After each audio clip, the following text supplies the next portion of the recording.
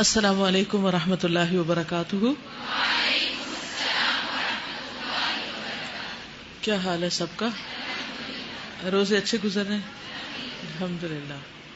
نحمده ونصلی علی رسولہ الکریم. اما بعد فاعوذ باللہ من الشیطان الرجیم. بسم اللہ الرحمن الرحیم. رب اشرح لی صدری ویسر لی امری واحلل عقدۃ من لسانی یفقہوا قولی.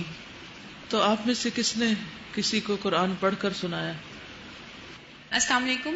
میں نے پہلے اپنے ہسبینڈ کو پڑھ کے سنایا، اس کا عربی بھی اور ترجمہ بھی، کیونکہ وہ خود اتنا اس طرح قرآن نہیں پڑھتے بہت زیادہ. تو میں نے مغرب سے پہلے ہاف آور پہلے میں ان کو کہا کہ میں نے آپ کو آج قرآن سنانا ہے، اور آپ جو ہے نا غور سے سنیے گا، اور میں آپ سے پوچھوں گی بس میں سے کہ آپ نے کیا سیکھا ہے. آپ تو پوری ٹیچر بن گئی ہیں. بس پھر ان کو الحمدللہ ان کو بتایا، ترجمہ بتایا اس کا ساتھ ساتھ، اور تھوڑا سا تفسیر تھوڑی سی جتنی مجھے آ سکتی تھی، اور باقی ان کو شروع میں جس سے مومنوں کی نشانیاں ہیں اور سب کچھ. اور پھر ان سے میں نے پوچھا کہ آپ کو کیا ذہن میں آتا ہے نا مومنوں کی کیا کیا نشانیاں ہیں، تو میم انہوں نے پھر اپنا تھوڑا سا بتایا. اس طرح میم تھوڑا سا انٹریکٹیو کر کے اور ان کو بتایا اور پڑھایا تھوڑا. تو اوور آل کیسا ایکسپیرینس تھا؟ یعنی کہ اگر گھر والے، یعنی ہمارے ہی گھر کے افراد، ہمارے ہی پیارے جو ہیں، اگر ان سے بامقصد گفتگو کی جائے تو؟ جی میم بہت خوشی ہوتی ہے، بہت زیادہ. ورنہ عموماً ہماری گفتگو کا موضوع کیا ہوتا ہے؟ گھر والوں کے ساتھ، اپنے عزیزوں کے ساتھ صرف دنیا پہ بات کرتے ہیں. دنیا کے مسائل، دنیا کی ضروریات، سب کچھ دنیا کے گرد گھومتا ہے. اور اسی وجہ سے پھر اس گفتگو کے اندر کوئی نہ کوئی پریشانی زیر بحث آ جاتی، کوئی نہ کوئی تکلیف دہ چیز، اور اینڈ جو ہوتا ہے عموماً پھر دل خوش نہیں ہوتا. لیکن اگر گھر والوں کے ساتھ بھی علمی اور بامقصد گفتگو کی جائے، چاہے آپ کے بچے ہوں، چاہے آپ کے بہن بھائی ہوں، شوہر ہوں، رشتہ دار ہوں، تو اس سے آپ دیکھیے کہ گھروں کا ماحول بہت بدلے گا. ازواج مطہرات کو اللہ سبحانہ وتعالیٰ نے قرآن مجید میں فرمایا تھا وَاذْكُرْنَ مَا يُتْلَى فِي بُيُوتِكُنَّ مِنْ آیَاتِ اللَّهِ وَالْحِکْمَةِ، کہ اللہ کی آیات اور حکمت کی باتوں میں سے جو پڑھا جاتا ہے ان کا ذکر اپنے گھروں کے اندر کرو. جو تلاوت کی جاتی ہے، جو پڑھا جاتا ہے، نبی صلی اللہ علیہ وسلم پڑھتے ہیں، یہ سناتے ہیں، ان کا تم بھی آگے ذکر کرو. تو یہ خواتین کی بھی ذمہ داری، ازواج مطہرات کی سنت کو فالو کرتے ہوئے. جن لوگوں نے تجربہ نہیں کیا وہ بھی اللہ کا نام لے کے کوشش کریں اور اس تجربے کو آف اینڈ آن جاری رکھیں. جن کے گھر والے تو راضی ہو جائیں روز سننے پر، وہ تو موقع غنیمت جانے. اور جن کی تجوید بہت اچھی ہے اور خوبصورت آواز سے پڑھ سکتے ہیں، ان کے لیے اور زیادہ آسانی ہے، کیونکہ دوسروں کے سماعت پہ بوجھ نہیں بنتا، اور ان کے لیے پھر سننا آسان ہو جاتا ہے. جو عربی نہیں صحیح طور پہ پڑھنا جانتے وہ کم از کم ترجمہ سنا دیں. لیکن کچھ نہ کچھ ضرور گفتگو دین کے حوالے سے گھروں کے اندر ہونی چاہیے، تاکہ گھروں کا موسم بدلے، فضا بدلے. جو بہت شدید گرمی ہو چکی ہے وہاں، اس میں قرآن کی بارش برسے تو ہر چیز ٹھنڈی ہو جائے. ٹھیک ہے، لیکن اگر وہ سننا نہ چاہیں تو بہت پیچھا نہ کریں، پھر کسی اچھے موقع کی تلاش میں رہیں، پھر دعا کریں، اور خاص طور پر استغفار کریں کہ اللہ میرا ہی کوئی گناہ ہے جو رکاوٹ بن رہا ہے، آپ اس رکاوٹ کو دور کر دیجیے. ٹھیک ہے انشاءاللہ. تو رمضان جو ہے وہ شہر الدعا بھی ہے، دعاؤں کا مہینہ بھی ہے. بسم اللہ الرحمن الرحیم.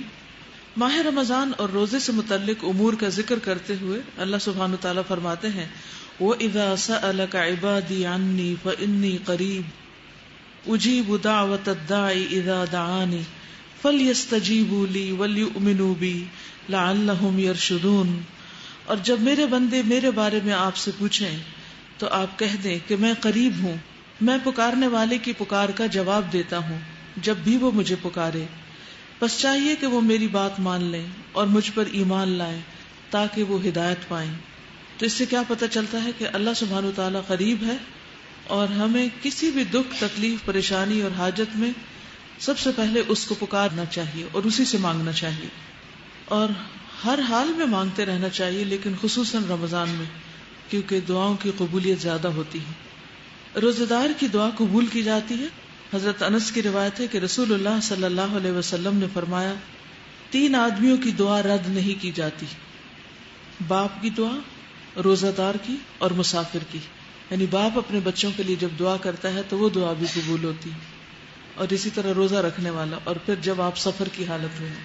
ویسے تو جب آپ گھر سے یہاں تک آتے ہیں تو یہ بھی ایک چھوٹا سا سفر ہی بن جاتا ہے، تو طالب علم بھی ہوتے ہیں آپ, اور طالب علم کے راستے میں تو فرشتے پر بچھاتے ہیں, تو اس لیے اس موقع کو بھی نہ گنوایا کریں. اس میں بھی آپ راستے میں آتے ہوئے دعائیں ضرور کیا کریں, کیونکہ یکسوئی کا موقع بھی ہوتا ہے.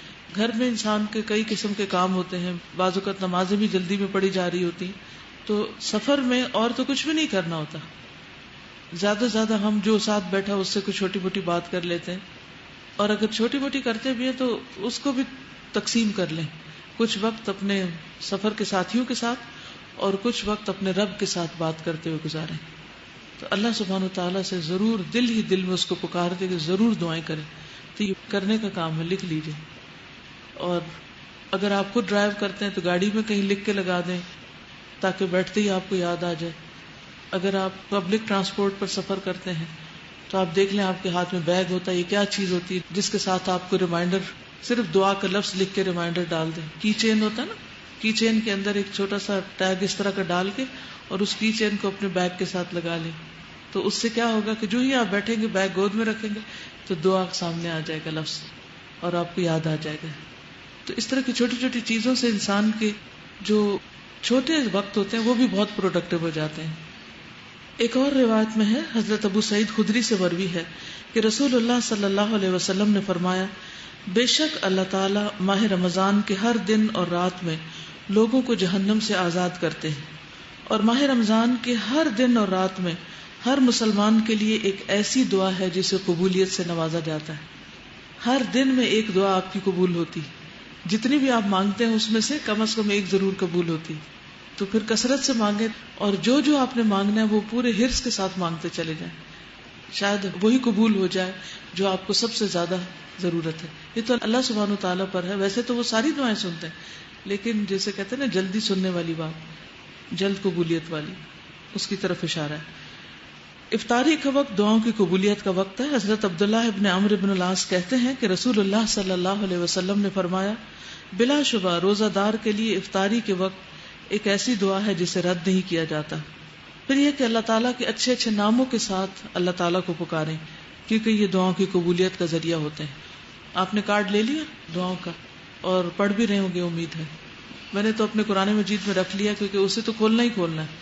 تو جب اسے کھولیں گے تو وہ خود بخود سامنے آ جائے گا. اگر وہ میں نے رکھا ہو اپنی شیلف پر تو پھر مشکل ہے پڑھنا اس کو, کیونکہ ابھی یہ جو نئے نام ہے پوری ترتیب سے یاد نہیں ہوئے زبانی. وہ پرانے والے تو زبانی یاد تھے, چلتے پھرتے بھی پڑھ لیتے تھے, لیکن ان کو تھوڑا ٹائم لگے گا ابھی حفظ کرنے میں. تو اس لیے دیکھ کر پڑھنا شروع کر دیں. روز دیکھ کے پڑھنا شروع کریں گے تو آہستہ آہستہ زبانی بھی یاد ہو جائے گی. پہلے بھی جب میں نے یاد کیا تو تاج کمپنی کے قرآن کے شروع میں وہ الاسماء الحسنی چھپے ہوئے ہوتے تھے ہمیشہ, تو تلاوت سے پہلے میں ان کو پڑھ لیا کرتی تھی اور صرف اسی پڑھنے سے یاد ہو گئے تھے. تو اسی طریقے سنت پہ عمل کرتے ہوئے میں نے اس کو قرآن مجید کے اندر رکھ لیا کہ جس کو روز کھولنا ہے. تو آپ بھی انشاءاللہ کوئی ایسی جگہ اس کو رکھے جہاں روز کھولیں, کیونکہ اللہ سبحانہ وتعالیٰ خود فرما رہے وَلِلَّهِ الْأَسْمَاءُ الْحُسْنَى فَادْعُوهُ بِهَا, کہ اللہ کے ہیں اچھے اچھے نام, اسے ان ناموں کے ساتھ پکارو. تو ہمیں لازماً پکارنا چاہیے تاکہ اللہ سبحانہ وتعالیٰ ہماری دعائیں سنے. ہم میں سے کون ہے جو اس بات کا محتاج نہ ہو کہ اس کی دعائیں سنی جائیں. پھر اسی طرح یہ ہے کہ سب دعائیں زبانی یاد نہیں رہتی, چاہے زبانی یاد بھی ہو.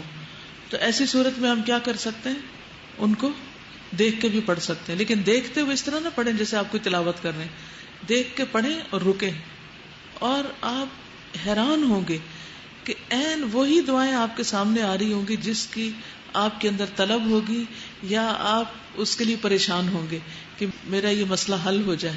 تو عین وہ آپ سوچتے ہوئے جا رہے ہوں گے اور آپ کتاب کھولیں گے تو وہی دعا سامنے, تو آپ کو پھر گڑ گڑا کے مانگے, توجہ کے ساتھ مانگے, کیونکہ غافل دل کی دعا نہیں سنی جاتی. اسی طرح شام کے وقت جب افطار سے پہلے اپنے کام وام ختم کر کے پھر کوشش کریں کہ کچھ وقت سکون کا ہو اور اس میں اللہ تعالیٰ کو پکاریں. اللہ تعالیٰ کے کچھ اچھے اچھے نام بھی ہیں یہاں, جو سارے اگر آپ کو یاد نہیں بھی تو کچھ نام یاد کر لیجئے, جیسے یا اللہ, یا رحمان, یا رحیم, یا حی, یا قیوم, یا ذا الجلال والاکرام, یا احد, یا صمد, یا وتر, یا فرد, یا مجیب الدعوات, یا بدیع السماوات والارض, یا رب. تو ان ناموں کے ساتھ آپ اللہ تعالیٰ سے دعا کریں گے تو انشاءاللہ دعا جلد قبول ہوگی. اللہ تعالیٰ ہمیں توفیق عطا فرمائے.